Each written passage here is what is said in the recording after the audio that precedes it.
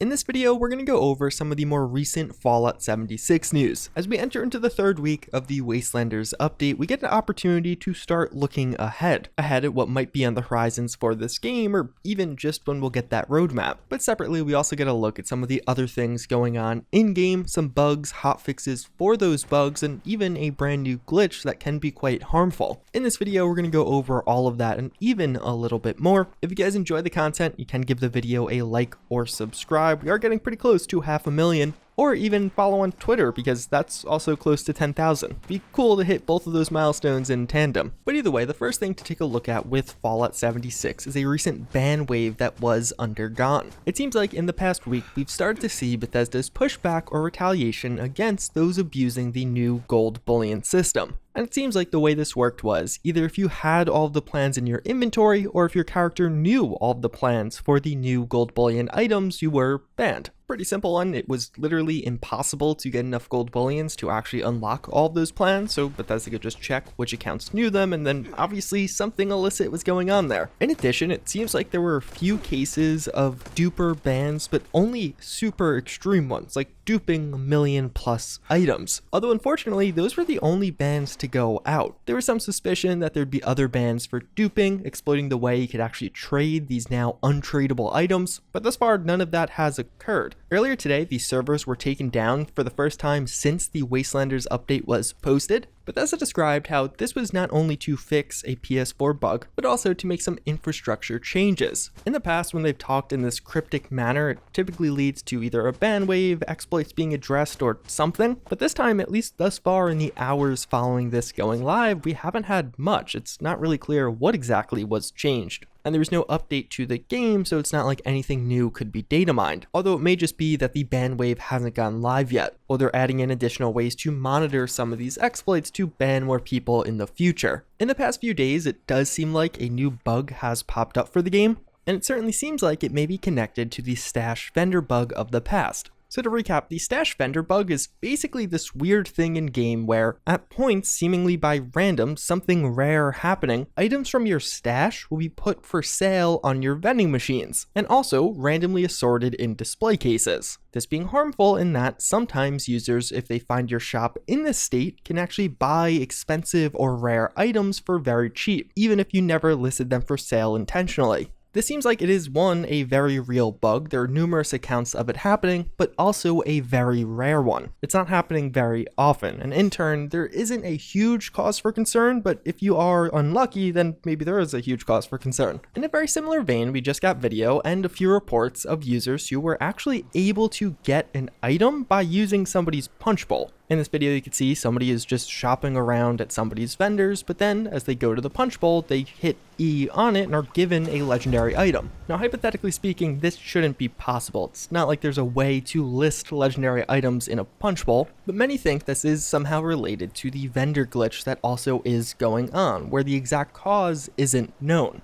So if you're somebody who took down your vendors, it's probably also a good idea to take down your punch bowl. Similar to the vendor bug, we see a lot of people having odd objects listed at their display cases, almost like the game is randomly assigning objects from your stash to different things, whether it be a vendor, a display case, or perhaps even your punch bowl. And that could explain how somebody is getting one random item just by using your punch bowl. Bethesda thus far has been collecting information, responding to threads as they pop up, but it doesn't seem like Bethesda or the community know exactly what's happening here. This definitely seems like it's real, albeit very rare, although at least thus far, Bethesda hasn't disabled any of these features. Now of course, this is causing users to lose items in one way, but another way users are losing items is around the power armor glitch, where somehow by getting into power armor, all the pieces are deleted. There's a few videos of this at this point. It seems to be a bit more common than the stash glitch, although when it comes to this one, people are reaching out to Bethesda support and getting a common answer. Please be aware that due to tool limitations, customer support is unable to restore lost items. And there are numerous instances of this occurring, whether it be with this bug or other bugs that have happened in the past. And the frustrating part about this for many is it's just not true. Bethesda does in fact have the tools to restore lost items, and they have done this several times publicly and on a large scale. One of the most famous examples was with the inventory steal glitch. Hundreds of users had their inventory stolen, but Bethesda was able to restore their character to an older save, in the form of giving them basically a secondary copy of their current character, but a second one that was the older version prior to getting their inventory stolen. It's not totally clear how often these systematic saves are made, but in that case, the save was just 3 days older than the day the inventory steal glitch went live, the save being from the 20th, the inventory steal glitch on the 23rd. And even further, with one user who lost all of his items in the Vault 94 raid shortly after those were released, Bethesda support initially gave him the exact same response, even when he provided video evidence that they did not have the tools to help him, but later on underwent the same exact process of providing an older save where he could get some of his old items back. The older save meant he would lose 20 levels on his character, but at the very least he had some of that high tier content. And in particular, with the inventory steal hack, Bethesda actually offered a secure trade where a Bethesda customer support member would actually give you all of the items you lost to transfer them from your restored character to your current one. So the idea that none of this is possible is just not true. They've done it in the past. It's been widely publicized in the past because the inventory steal hack was widely publicized. But now when it comes to lost power armor, lost items due to the glitch where enemies could steal your weapons, or lost items to this new stash glitch, whether it be through punch bowls or vending machines, it's more just, no, we can't actually help you. Well, in reality, it's not they can't help you, it's they won't help you. And even further, there certainly is tracking of items to some degree, as a couple times now, Bethesda has been able to remove items from an account. With Wastelanders, they deleted a lot of illegal items after there was a glitch allowing people to create legendary weapons of 4 or 5 stars. All of those were deleted. So it definitely seems like the technology is there at least somewhat, but outside of that, looking ahead, we do have some more positive news. And that is perhaps that we may be finding out more around the future of Fallout 76 shortly. Over the past couple of weeks, you've probably seen how many of these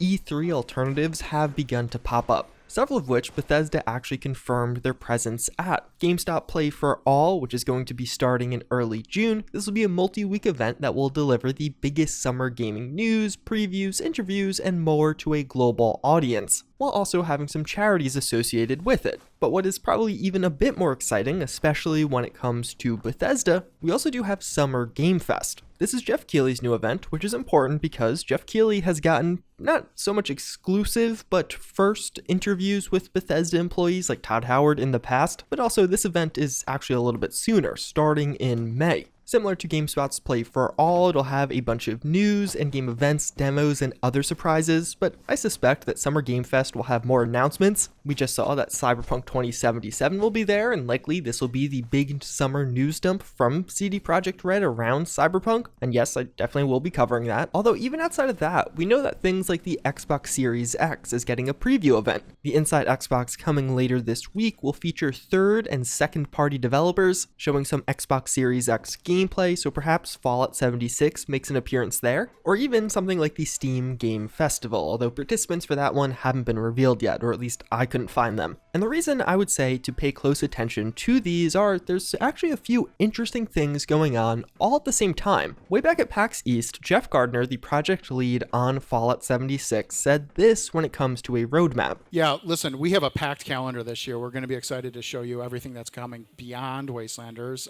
in a future event. So when he said that, all the events weren't shut down yet or canceled yet. But at the time, many speculated that it would either be around the Bethesda community event that they were planning, inviting some members of the community to Bethesda offices to demo something, or Bethesda's E3 conference, which would have been this June. But I think the fact that they were planning to announce the roadmap not just casually, but at an event is significant, because I suspect it would have been a bit more than just a casual posting of an image like we saw last year, perhaps a trailer, gameplay, or something a bit more meaty to go along with it. An idea of what new features are getting added to the game over the next few months, with perhaps some gameplay of them, and then some visuals and dates to represent what comes later this year. And now we have all of these potential events coming over the next couple of weeks, but even further, Bethesda is doing an interview with IGN. The interviewer has actually been polling some community members on certain Discords for questions. Some of the questions that will likely be asked are things that didn't quite make it into the AMA.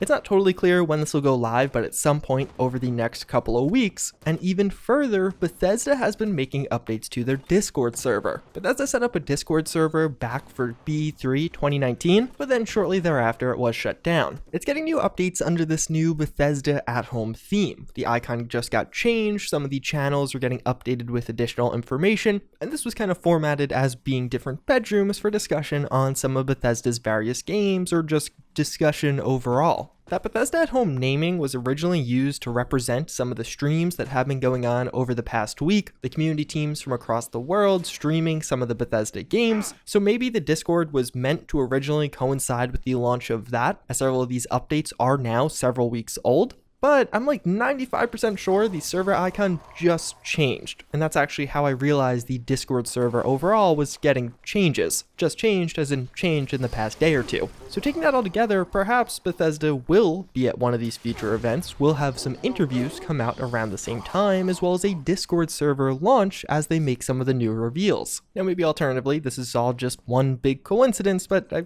feel like that's probably not it. I don't know. Either way, we're getting some more Bethesda interviews, so that definitely is exciting.